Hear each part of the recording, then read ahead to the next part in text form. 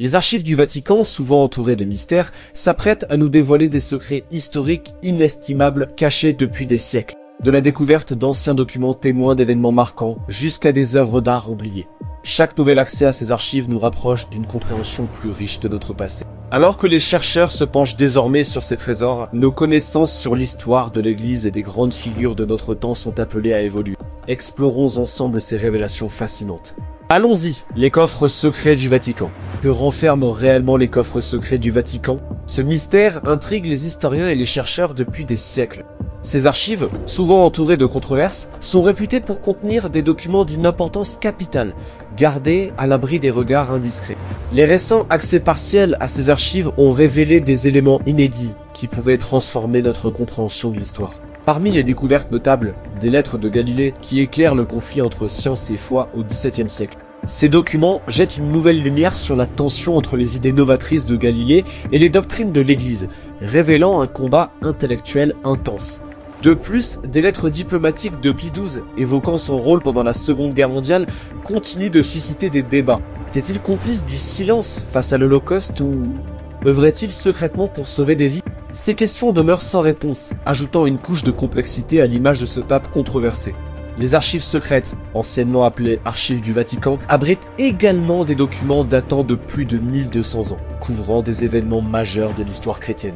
L'ouverture récente de certaines de ces archives au public permet aux chercheurs d'explorer des dossiers souvent inaccessibles, offrant un aperçu fascinant des décisions et des événements qui ont façonné l'Église. Ce lieu mystérieux, avec ses secrets bien gardés, continue de captiver l'imagination de ceux qui aspirent à comprendre le passé. Chaque nouvelle découverte promet de dévoiler des vérités longtemps enfouies, laissant entrevoir un avenir riche en révélations. Les archives du Vatican sont sans conteste un trésor d'informations, attendant d'être pleinement exploré. La découverte d'une œuvre d'art oubliée. Lors d'un nettoyage des fresques murales, une incroyable découverte a été faite au Vatican. 2 peintures, jamais vues auparavant, attribuées à l'artiste Raphaël, ont été mises au jour dans une pièce connue sous le nom de Chambre du Thé. Ce lieu, où les papes nouvellement élus se retirent pour un moment de réflexion, était recouvert de couches de saleté et de suie. Au cours d'un projet de restauration, des contours délicats de fresques ont commencé à apparaître, révélant un chef-d'œuvre caché pendant des siècles. Ces fresques, qui datent d'environ 500 ans, sont riches en symbolisme. Cependant, le mystère demeure quant à leur auteur. Les historiens de l'art suggèrent qu'elles pourraient provenir de l'âge d'or de la Renaissance, une période marquée par des artistes emblématiques tels que Michel-Ange, Raphaël et Botticelli. Malgré les indices, l'identité précise de l'artiste reste à déterminer. Cette découverte fortuite souligne non seulement la richesse artistique du Vatican, mais aussi les secrets que recèlent ces murs. Les fresques, bien qu'incomplètes, offrent un aperçu précieux de la créativité et des thèmes de l'époque. La révélation de ces œuvres oubliées rappelle l'importance de la restauration et de la préservation du patrimoine artistique. Alors que les chercheurs continuent d'explorer cette pièce historique, l'impact de cette découverte sur l'art et l'histoire de la Renaissance pourrait être considérable. Ce chef-d'œuvre redécouvert témoigne du génie créatif qui a marqué cette période, tout en renforçant l'importance de l'étude et de la conservation des trésors cachés du Vatican. La nécropole du Vatican. Sous l'imposante basilique Saint-Pierre se cache un monde souterrain fascinant, la nécropole du Vatican. Ce site funéraire datant de l'époque romaine offre un aperçu précieux des débuts du christianisme. Découverte dans les années 1950, la nécropole abrite des tombes et mausolées antiques, témoins des traditions funéraires des premiers chrétiens. S'étendant sur plusieurs centaines de mètres sous l'église, ces chambres funéraires sont ornées de fresques et mosaïques, révélant la richesse artistique de l'époque. Les fouilles de la nécropole ont été menées avec une extrême précaution afin de préserver la structure de la basilique au-dessus. Les archéologues ont découvert des sépultures qui renferment des inscriptions et des objets liturgiques, permettant d'appréhender le contexte historique et religieux de cette période. Le Codex Vaticanus. Le Codex Vatinus est l'un des manuscrits les plus précieux de l'histoire biblique. Écrit en grec, il représente l'une des copies les plus anciennes et complètes de la Bible, datant du IVe siècle. Ce document est conservé dans la bibliothèque du Vatican et revêt une importance capitale pour les théologiens et les historiens. Bien que mentionné pour la première fois au XVe siècle, ce trésor a survécu à des siècles de guerre et de bouleversements politiques.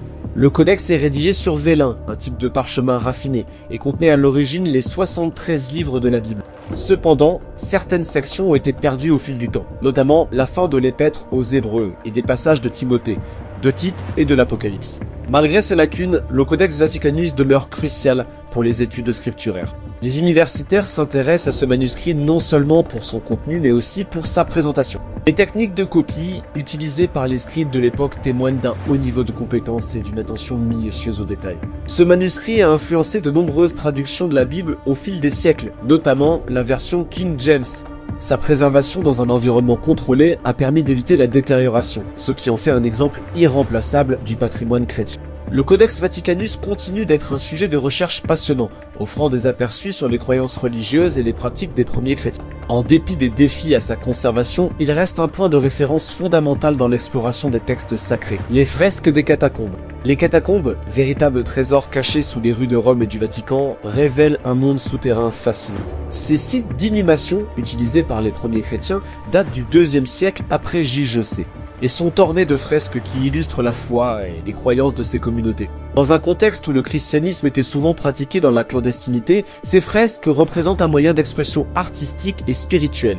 Les peintures murales qui ornent les parois des tombes offrent un aperçu précieux de la vie religieuse de l'époque. Les thèmes abordés vont des symboles chrétiens simples à des représentations plus élaborées de scènes bibliques. Les momies du Vatican.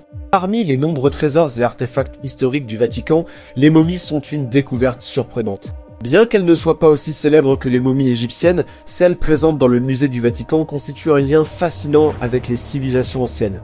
Certaines de ces momies datent de 2000 avant notre ère. Elles ne se contentent pas d'offrir un aperçu du passé, mais illustrent également l'intérêt croissant de l'Europe pour l'Égypte ancienne au cours des XVIIIe et XIXe siècles. À cette époque, l'Europe était fascinée par l'Égypte et des explorateurs ainsi que des collectionneurs rapportaient des momies et divers objets anciens. Le Vatican s'est joint à cet engouement lorsque le pape Grégoire XVI a ouvert le musée égyptien du Vatican en 1839. Actuellement, le musée abrite plusieurs momies, préservées grâce à diverses méthodes, allant de l'embaumement au processus naturel. Ces momies révèlent non seulement des pratiques funéraires ancestrales, mais elles témoignent également des croyances religieuses et culturelles qui prévalaient à l'époque. L'exposition des momies du Vatican permet aux visiteurs de plonger dans un monde d'histoire ancienne, où chaque pièce raconte une histoire unique. Les momies, bien que souvent considérées comme des vestiges du passé, continuent de susciter curiosité et admiration.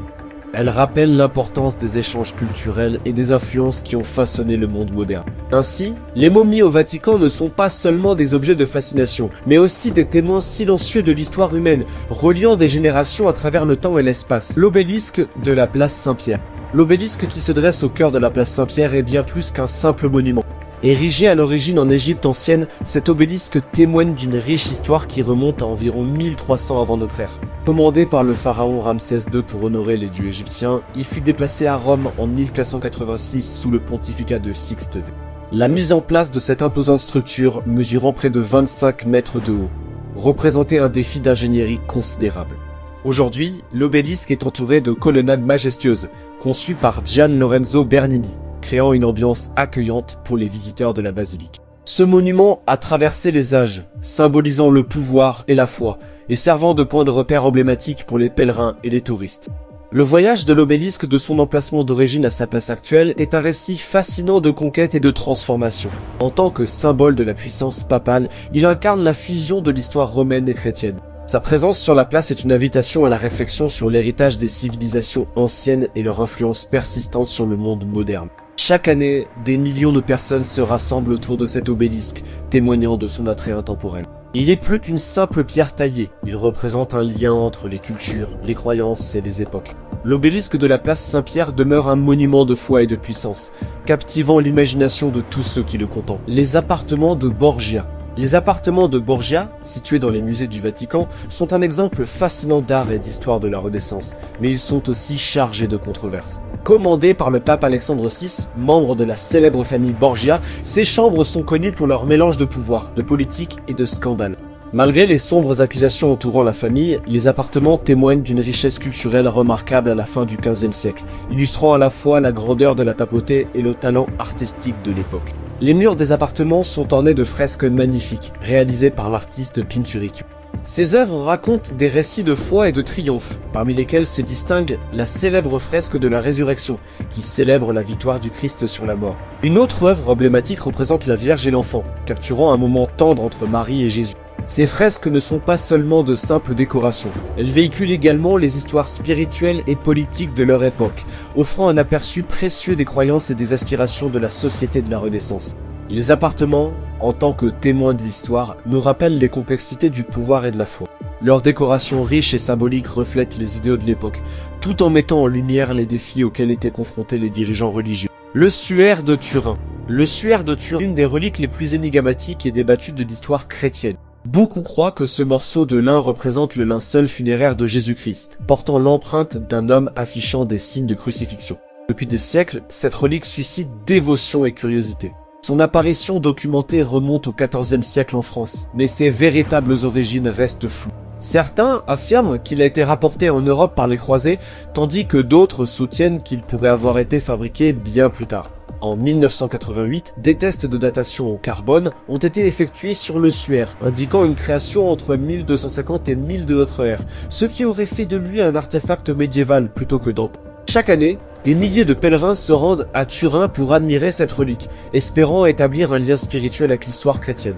Le suaire de Turin, en tant qu'objet de foi et d'étude, demeure un mystère captivant au cœur de la tradition chrétienne, incitant à la réflexion sur la nature du sacré et du divin. Sainte Catherine de Sienne, une figure emblématique du christianisme. Dans la basilique de San Domenico à Sienne, en Italie, reposent les restes d'une des saintes les plus vénérées de l'église catholique, Catherine de Sienne.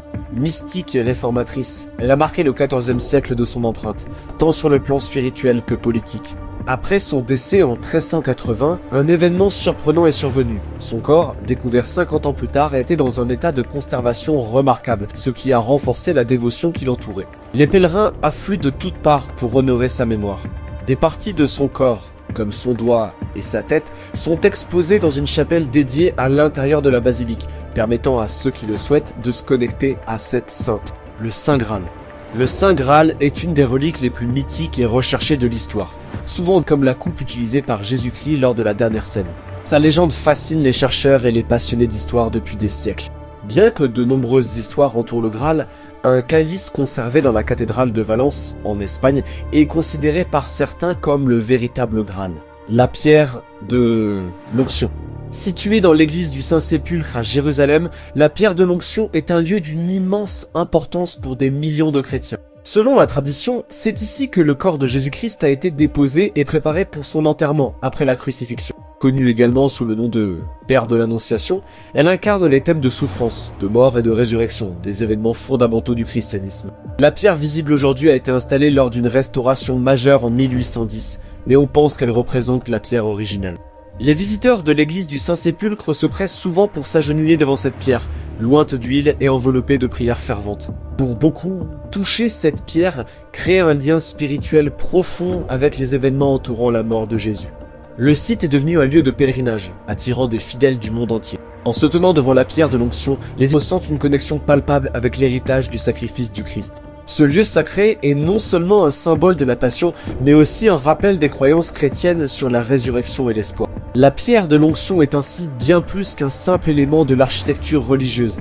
Elle est le cœur battant d'une foi qui transcende les âges. Elle continue d'attirer ceux qui cherchent à comprendre et à vivre la profondeur de la spiritualité chrétienne. Ce lieu chargé d'histoire et de dévotion demeure une source d'inspiration pour les croyants, un espace où l'art et la foi se rencontrent dans un dialogue éternel. L'autel de la cathédrale Saint-Martin. Au cœur de Bratislava, en Slovaquie, se dresse la cathédrale Saint-Martin, un édifice chargé d'histoire et de tradition. Érigée au XIIIe siècle, cette imposante église gothique a été le témoin de nombreux événements marquants, notamment les couronnements de 11 rois et reines du royaume de Hongrie, y compris l'impératrice Marie-Thérèse. Au centre de la cathédrale se trouve l'autel, une œuvre d'art remarquable réalisée dans un style gothique.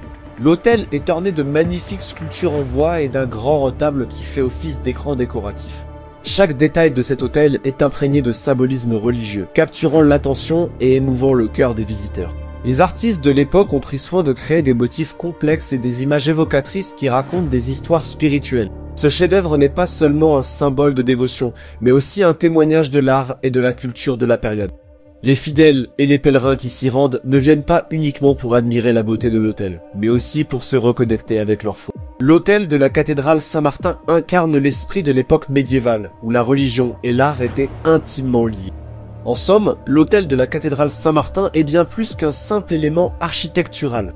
Il représente le riche héritage culturel et spirituel de la Slovaquie, un lieu où l'histoire, la foi et l'art se rencontrent, attirant ceux qui cherchent à explorer les profondeurs de leur spiritualité et de leur héritage culturel. Le reliquaire de Sainte Thérèse de Lisieux. Les reliques de Sainte Thérèse de Lisieux, une figure vénérée de l'Église catholique, sont précieuses pour de nombreux fidèles à travers le monde. Connue pour sa vie simple en tant que carmélite et pour sa profonde spiritualité, elle est souvent appelée la Petite Fleur, en raison de sa confiance en Dieu et de son approche humble de la foi. Après sa mort en 1897, son corps a été conservé dans la basilique dédiée à sa mémoire à Lisieux, en France. Ce phénomène de conservation a renforcé la dévotion envers elle, attirant des pèlerins de tous horizons. Le retable de Gand. Le retable de Gand, également connu sous le nom d'adoration de l'agneau mystique, est une œuvre majeure de l'art occidental, achevée en 1432 par les frères Hubert et Jan van Eyck. Exposé dans la cathédrale Saint-Bavon à Gand, en Belgique, ce chef-d'œuvre séduit par ses détails minutieux, ses images réalistes et son profond symbolisme religieux. Le sarcophage dogmatique. Le sarcophage dogmatique, conservé dans les musées du Vatican, est une œuvre emblématique de l'art chrétien du IVe siècle. Destiné probablement à une famille chrétienne aisée, il est orné de délicates sculptures exprimant des concepts fondamentaux de la foi chrétienne.